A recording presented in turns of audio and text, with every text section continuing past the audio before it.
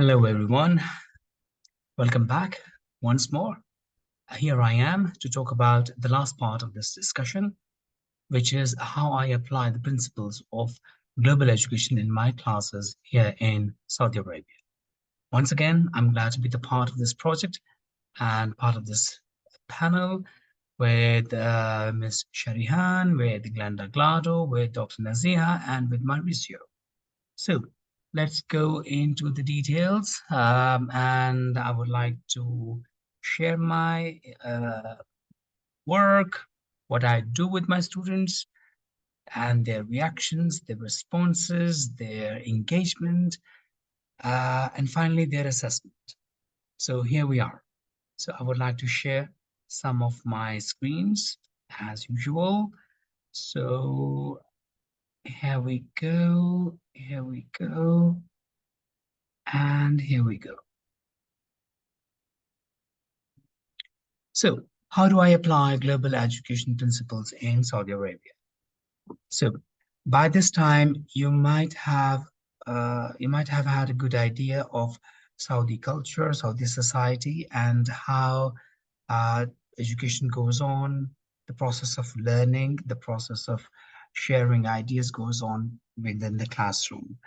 So sometimes it's a kind of challenge, as I explained earlier, to make students debate, to make students actually talk about controversial issues, express their opinion freely. But once you develop the rapport, the confidence, the bridge, once that bridge is built, then things start getting easier. Students start trusting you, and then they start opening up, they share their ideas. And quite recently, like since we have been having a sort of openness in Saudi Arabia, cinema's arrival, women working, women contributing equally with men in their economic situations. So more and more openness is coming up, and more people are willing to talk about different global issues and where do they stand within those. So here we are. The best ways, as personally, I think, to practice global education issues within the classroom are reading, speaking, and writing. Uh, because for me, speaking and writing, I keep them at the top because these are the skills where you actually see the ideas, where they come from, how developed the ideas are, how beautifully or how completely they are expressed. But reading makes the base. Reading actually gives the kind of input that students need. Um, these days, this kind of reading comes in different ways through social media comments, through newspaper articles, through news on social media. So these young people, in many cases, I have noticed that they read more. They read more because of social media and because of what they see on their screens than many of the people of my generation used to do in old days. So the input, the ideas from these readings and these input from their screens or other ways, it actually appears in their speaking and writing. So I allow a lot of discussion and debate in my classroom, and I practice a lot of argumentative style in writing and problem solution kind of uh, or this genre of writing. So how do I do that? When I'm present in my class, my presence is more like a facilitator. I'm not a constant assessor. I do not assess all the time. I try to create a kind of atmosphere where students can freely express themselves. They take their time to read, they take their time to take notes, and they take their time to find the better way to express themselves. So I'm mostly a moderator. I keep an eye on what they're doing, where the class activity is going, where the class mood is moving towards, but I moderate them and I bring them back to the topic. I bring them back to the activity that we are doing. So without blocking their way of thinking, without blocking their way of expression, I keep them on the track. So I do not stand at the center of the classroom. I do not make myself or my personality threatening in any way or blocking any aspect of the classroom in any possible way. Why do I do all that? Because I just want to ensure that students feel that it is their space, they share it with confidence, they share it with others at equal level, and they can express themselves. They can, through their writing, through their reading, through their discussions.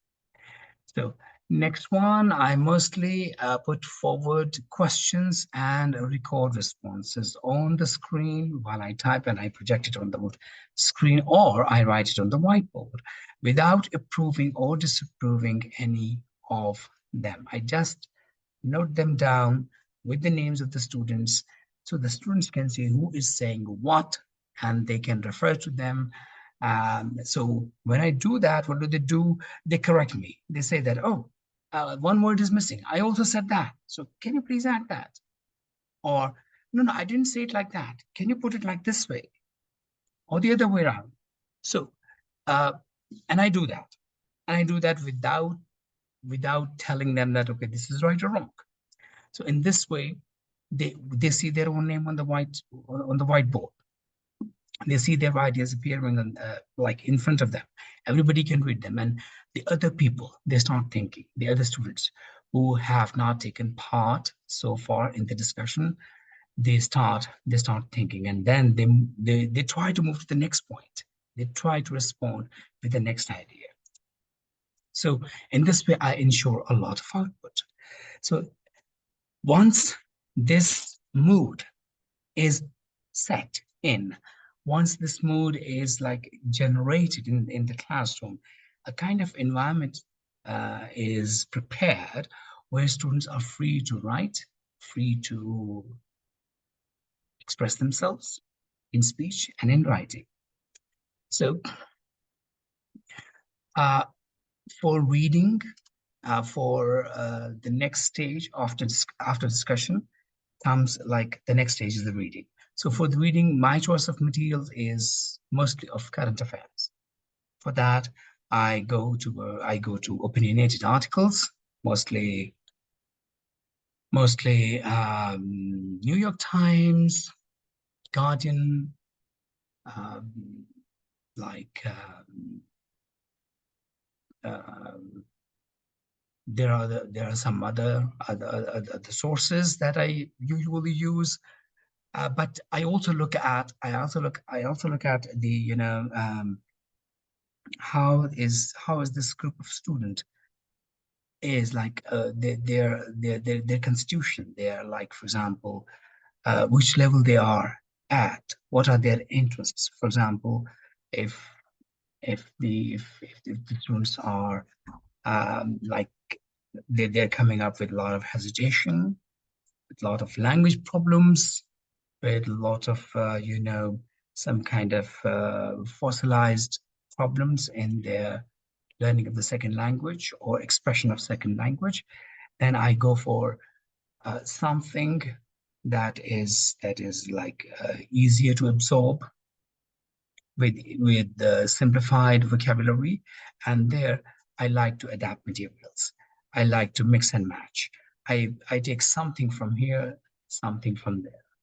So uh, I try to tone down the vocabulary, the length of the sentences, which students can easily understand, so that they're not stuck with the language for a long time, so that they can move beyond the language barriers and they can jump towards ideas, which they have to speak, which have to use in their speech, in their writing. So sometimes I also use their students' own writing. So, for example, I find a good passage. 2 or 3 lines, which are really good, which are really like, very creative, very sometimes outspoken. So I project them on the screen. I sometimes I use them and I ask students, okay, what do you think about that? So in this way, it's a kind of it, I try to bring all these sources from, sorry, materials from all different sources. Most of them are debatable. Most of them are opinionated. So before I get into this part of the presentation, I would like to share I would like to share some of the topics that I've covered so far in my classes through my LMS. And here we go. And I would like to go here. This is my LMS, and I can make it full screen. Now, this was the class for essay writing. It was level 5, which is the exit level of the teaching program where I am teaching here in Saudi Arabia. It's a private university. Each level is of 2 months, that is 8 weeks. And there are 5 levels of orientation. Level 5 is the exit level. And at this level, students should be able to debate. Students should be able to argue and bring in their discussion the counter argument, and then they should be able to refute the points of counter argument. So here I would like to share some of the topics that I have tried in my class. So I would like to go back to the main page here. So I usually change these quotes on my LMS. And then here I would like you to, I would like to go down here to um, the readings, So in class readings. So for example, let me make it big so that we all can see it clearly. So this reading is about public smoking should be banned. Next one is hooked on credit cards. So it's about how students are how credit card companies actually allure students and how they're hooked to it, how they get into that vicious circle, like where sometimes they don't find any way out. Then our eating habits, wastage of food, and then sometimes I discuss some some topics which are related to, sorry about that, which are related to media, what we watch on media like social media or Netflix, like Marie Kondo. Recently, she created a controversy when she said that she is a decluttering expert, but recently she said that she's no more favoring her own ideals, which she promoted through her series on um, Netflix. And then all the people who were following her, they felt betrayed. They felt that they have been cheated of all those ideas that she was promoting and they were following about decluttering, simplifying their life, throwing things out, and so on. So this kind of argument is in this reading. Are sports bad for kids? Is fast food unstoppable? Can government solve homelessness? It's about memory loss, how modern lifestyle is making us, or maybe our choices of eating and living, the way of living are making us forgetful beings, right? Okay. Should parents get paid leave from work? Stereotyping in commercials. Can we live without cars? Are women better managers? So, like, every day when I bring different kinds of readings into the class, we have a debate, we have a discussion, and then it moves on. The final stage is writing. So I would like to get into the details only this one, stereotyping in commercials. So when I get into this task, here I use all the sources. This article is actually a kind of adapted one. I adapted it from two different sources. And it's all about like how different international companies use stereotyping about men, women, uh, people of color, racism, all that, uh, and how this racism impacts people and their lives. So I add videos.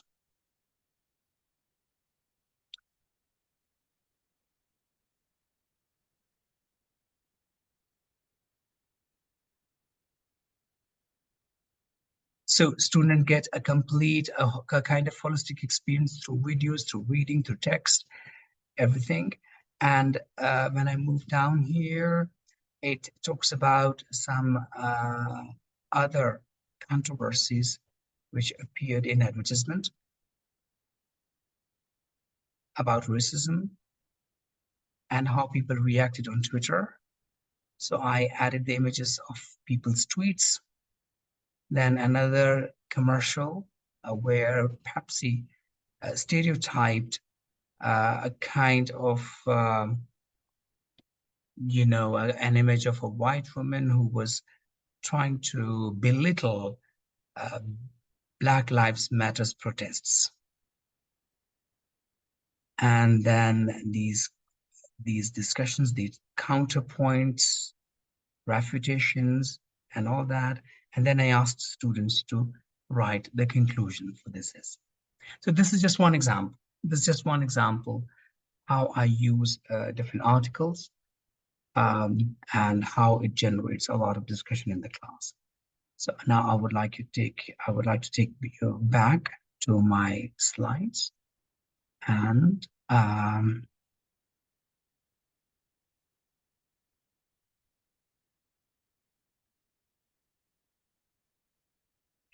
here we are. So, so now,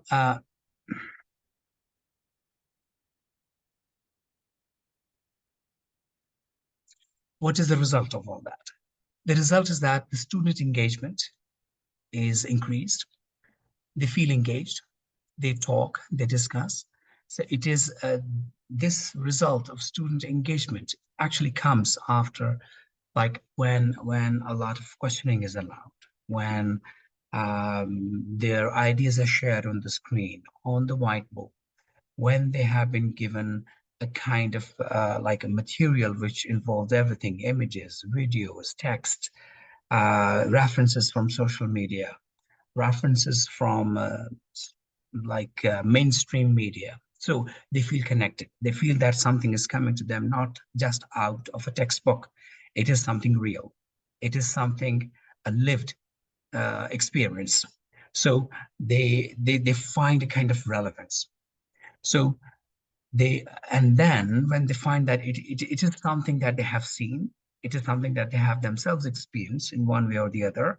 So they find themselves being the part of that whole discussion. So they find it relevant.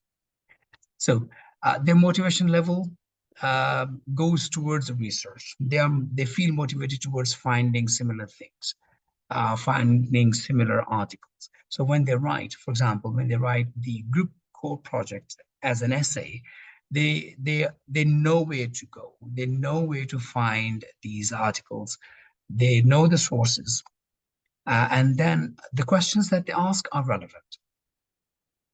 And all these things appear in their better writing style, better self-reflection. When I ask them to reflect on their own essays, like I give them a checklist, and then they check it out that, okay, I have this, I have this, I have done two resources. I have done the refutation. I have done this counter argument. So and I have examples and classification and so and so. So they find it easy to self-reflect on their own piece of writing, and then when they work on their final drafts, the final drafts are like really nice, good, following all the rules and following all the um, points that I mentioned in my rubric. So we also discuss the rubrics. I also together I bring the rubric to students. They look at each and every point, and then they ask questions. So it helps me actually as a teacher to design better rubrics. And finally, it helps me in having a better assessment. So this is just one example how I use my these principles of global education through discussion, reading, and writing. So I would leave you with some quotes about being part of the global citizens. We must no longer consider ourselves as citizens of towns or cities in which we teach, but we must consider ourselves citizens of the globe. So we should discuss global issues in our classes. All of us are global citizens, but some of us are more globalized than others through education, through awareness, to our teachers. A global citizen is not someone with no identity, but rather someone who is confident about and proud of his culture and identity and open to the modern world. So with these final words, thank you so much for watching this video and listening to some of my practices and ideas. And I hope you might have got some good tips or some good points about applying principles of global education in the classroom. Thank you so much.